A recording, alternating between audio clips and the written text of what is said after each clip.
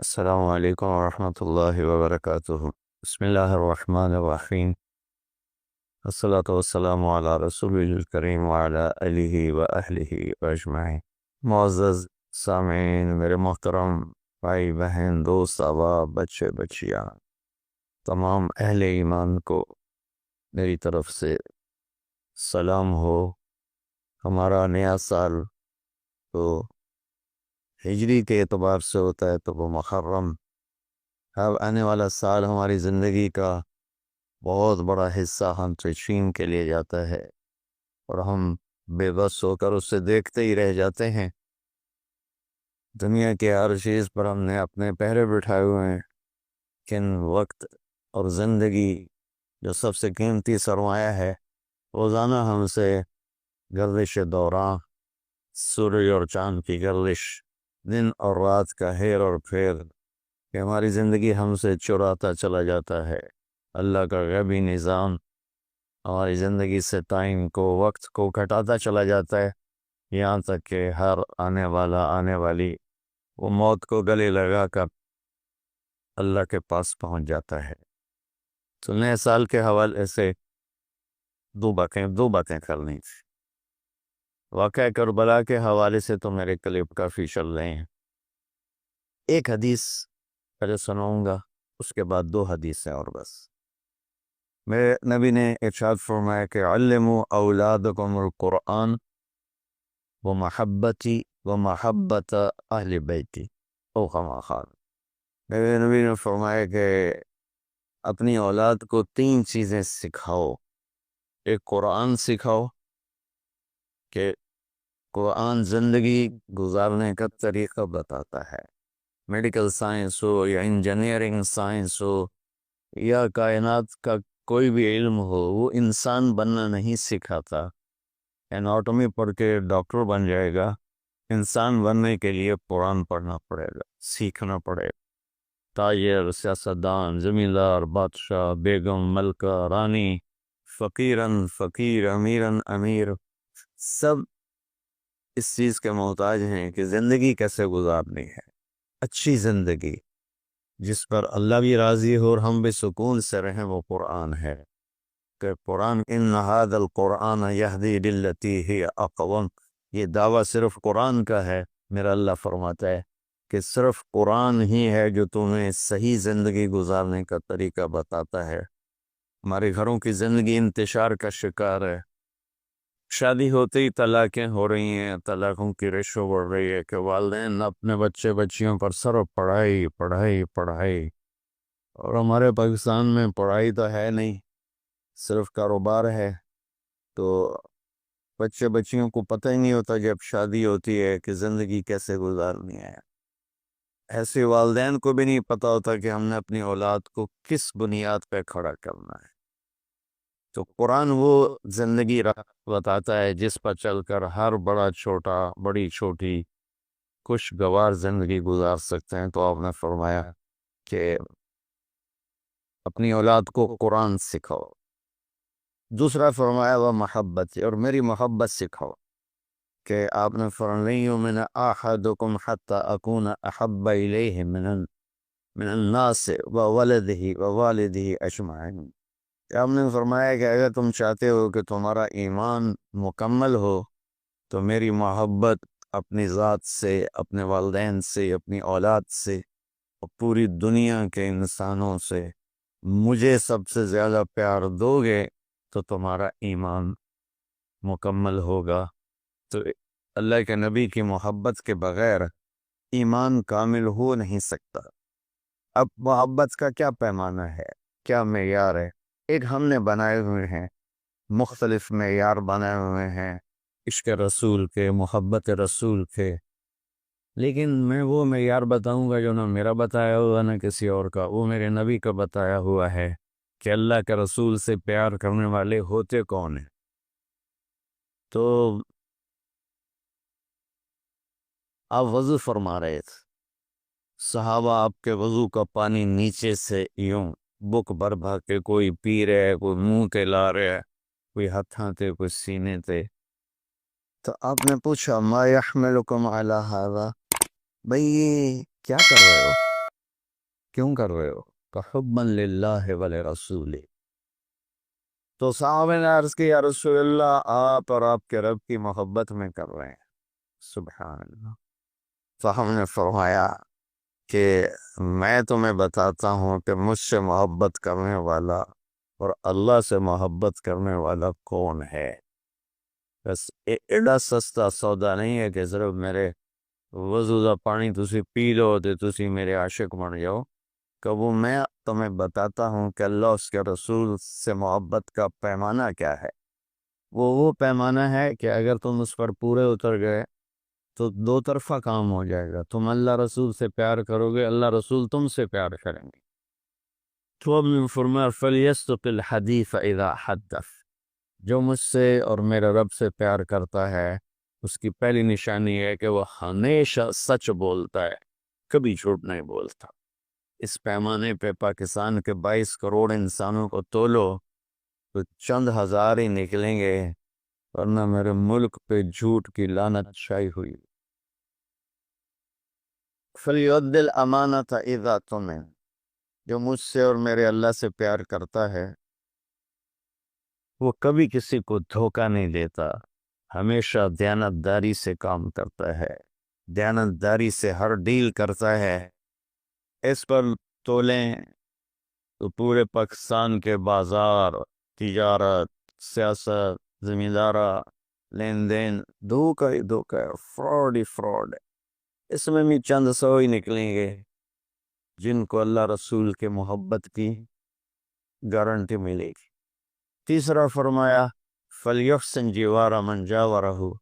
جو اللہ اس کے رسول سے پیار کرتا ہے وہ ہمیشہ پڑوسیوں کے ساتھ اچھا سلوک کرتا ہے، چاہے وہ مسلم ہوں نان مسلم ہوں، چاہے وہ اپنے ہوں غیر ہوں، اچھے لگتے ہوں برے لگتے ہوں، وہ ہمیں برا سمجھتے ہوں، لیکن اللہ اس کے رسول سے پیار کرنے والے کی تیسری نشانی یہ ہے کہ وہ اپنے پڑوسیوں کے ساتھ اچھا سلوک کرتا ہے۔ یک طرفہ وہ تا کر دے نہیں ایسی کیوں کریے، انہوں نے سانو کدی سلام نہیں کیتا اسی کیوں سلام کریے، وہ سانو کدی پچھڑ نہیں آئے اسی کیوں پچھڑ جاویے۔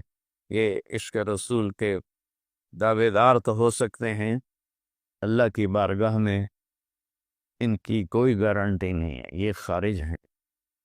یہ بھی ہمارا سارا معاشرہ میں دیکھتا ہوں تو انتقامی معاشرہ ہے۔ ہمارے علاقے کی مثال ہے جی، قدمہ دے قدم اون دن۔ کیا مطلب کہ جو ہمیں پوچھنے آئے گا ہم بھی پوچھنے جائیں گے، جو ہمیں سلام کرے گا ہم بھی سلام کریں گے، جو نہیں کرے گا تو ایسا کیوں کریے۔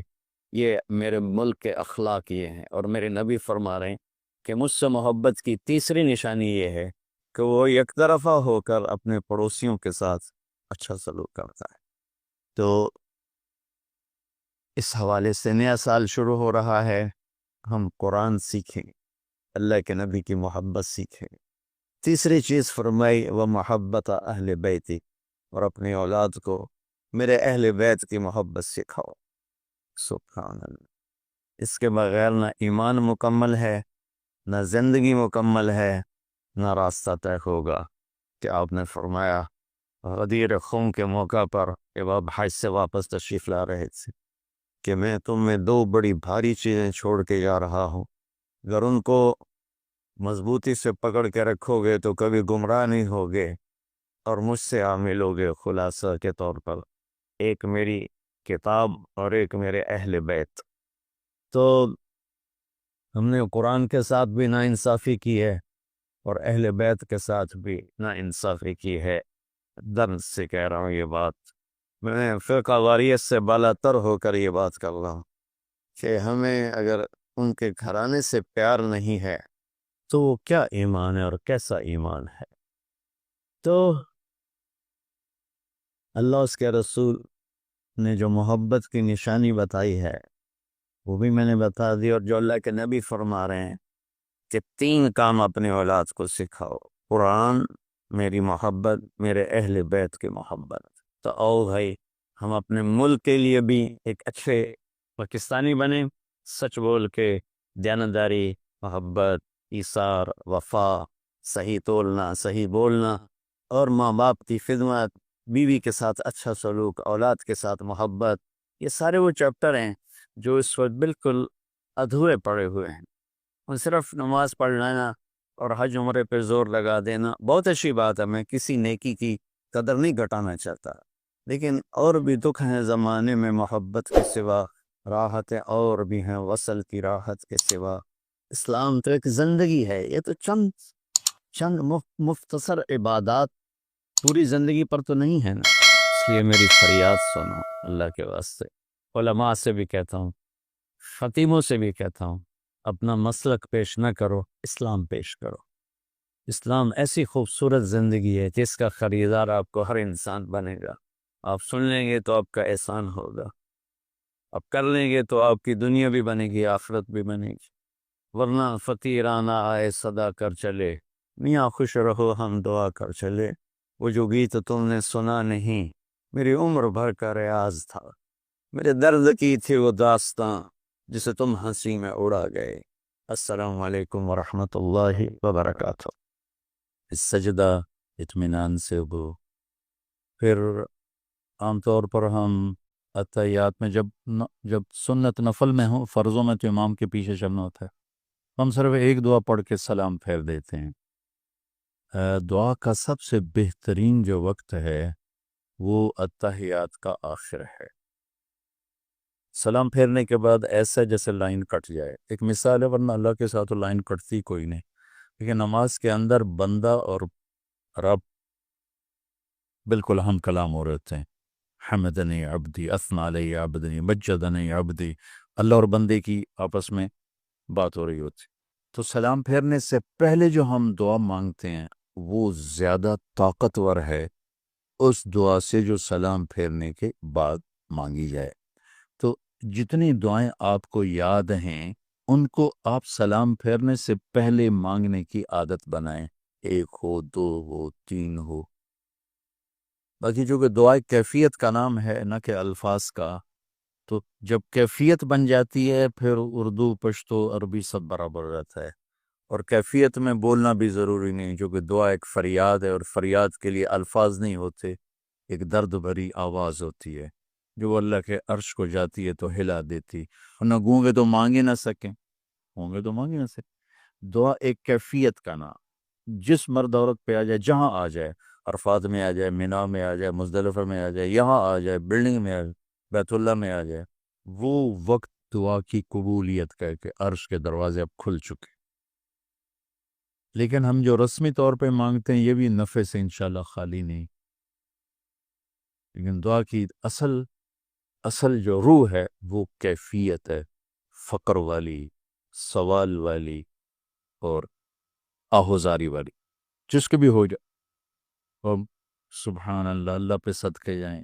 اللہ کو پتہ تھا میرے سارے بندے تو نیک نہیں ہوں گے اور مانگنا سب نے اسی سے، تو اس نے یہ نہیں کہا تقوی ہوگا تو دعا قبول کروں گا، نمازیں پڑھو گے تو دعا قبول کروں گا. کہ ایک کام کر لو قبول کر لوں گا، ایک جو بھی کر دو، بے نمازی کر لے، نمازی کر لے. اما یجیب المضطر اذا دعا، بے قرار ہو کے مانگو قبول ہو جائے، بے قرار ہو کے مانگو قبول، جو مرضی جیسا بھی ہے. اس کو پتہ ہے میرے وقلیل من عبادی الشکور، نے خود کہا تھوڑے بندے میرے شکر گزار ہوتے. لیکن دعا کی قبولیت کے کبھی تم تھوڑا سا رو کے دکھا دو، بس کام ہو جائے گا، کام بن جائے گا. تو نماز کو اطمینان سے پڑھا جائے، تلاوت کے لیے وقت نکالا جائے. اب ہم ایک معاشرہ، ایک ماحول اور ایک خاندان بن چکے ہیں، تو کوئی اونچ نیچ ہو تو برداشت کیا جائے، کوئی کمی بیشی ہو چپ کر جائیں، سہ جائیں، پی جائیں. اور کو مینا میں بڑے غصے ہو رہے ہوتے ہیں، میرا بستر ٹھیک نہیں، میری جگہ ٹھیک نہیں. تو یہ چیزیں پیش آنے والی ہوتی ہیں. جب ہوٹل جاتے ہیں، میرا کمرہ ٹھیک نہیں، مجھے ادھر دے دیا، اس کو ادھر دے دیا. تو اگر ان سب چیزوں کو ہم برداشت کر کے گزر جائیں گے، انشاءاللہ ہمیں بہت فائدہ ہو، ہمارا یہ سفر بہت قیمتی سفر بنے. تو اب ہم ایک خاندان ہیں، آپس میں کوئی کسی سے اونچ نیچ ہو جائے تو دوسرا اس کو برداشت کر، اس کو سہ جائے، درگزر کر جائے، معاف کر دے، الٹا اس سے معافی مانگ لے، پھر میں آپ کے لیے تکلیف کا سبب بنا، مجھے معاف کر دو. تو انشاءاللہ اللہ کو یہ بات بہت پسند آئے گی، بہت پسند ہے.